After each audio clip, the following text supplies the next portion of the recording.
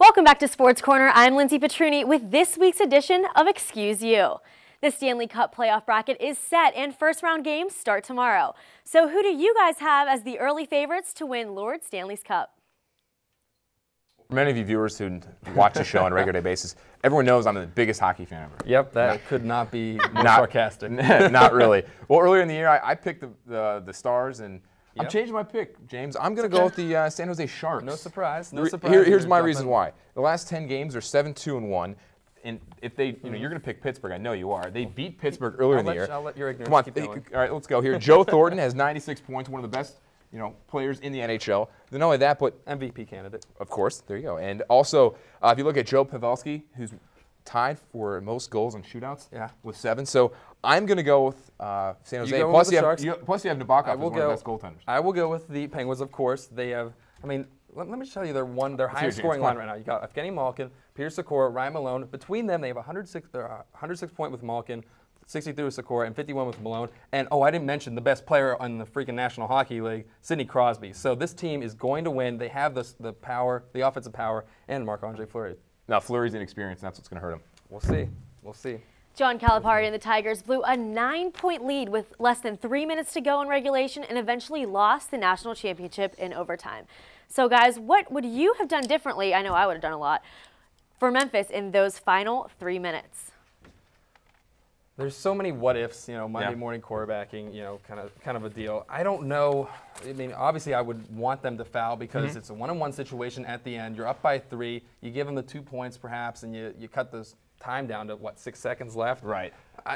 It's hard to say that because John Calipari and Bill Self did a great job coaching their teams, getting them ready. Very true, very true. Memphis, a couple plays difference, Memphis could be winning the national championship. Exactly. But, I think we both agree on this. Why don't you foul Mario Chalmers on that 3? Yeah. Why not?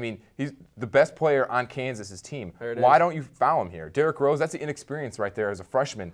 Well, Calipari said he wanted them to foul, but it didn't look like. He looked like he was trying to avoid the foul before he ended up shooting. Right. It's hard because it hurt because Dorsey was also out for overtime. I don't know how you really change. Free throws eventually hurt this team more than anything. But we'll see. Yeah.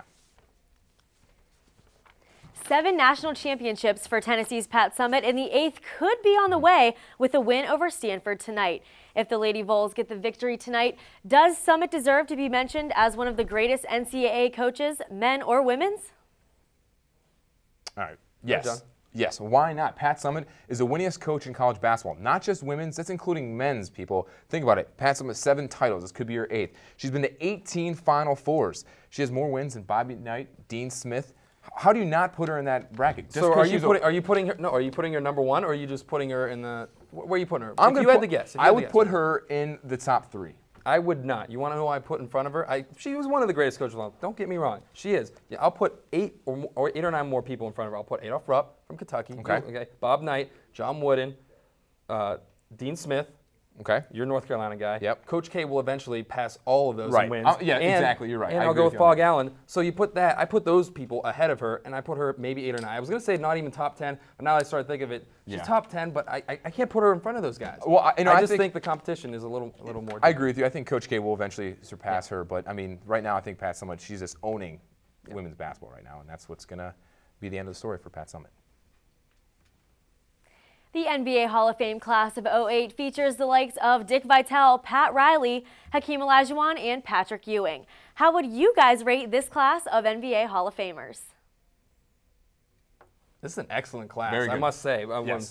When Dickie V got in, I didn't know if they would get in because a lot of writers, were saying, he doesn't really deserve any. He was never really a player. He was not that good of a coach, but he has done so much. He did for the win team. 1 title. You see him tearing up here. He's just a great ambassador for the game, and then not to mention the players, Ewing, Olajuwon, and Pat Riley. It's a really great class. James, when you think of college basketball, you think of Dickie V on ESPN. Yep. That's one of the biggest, one of the best analysts in all of sports. I would do my impression of him, but I think everyone would laugh at me, so I'm not. But look at it. Patrick Ewing didn't win any titles, but he had big numbers. He's one of the best centers in the 90s, one of the best all time. Olajuwon was one of the best centers as well, one of the best foot skills of a center.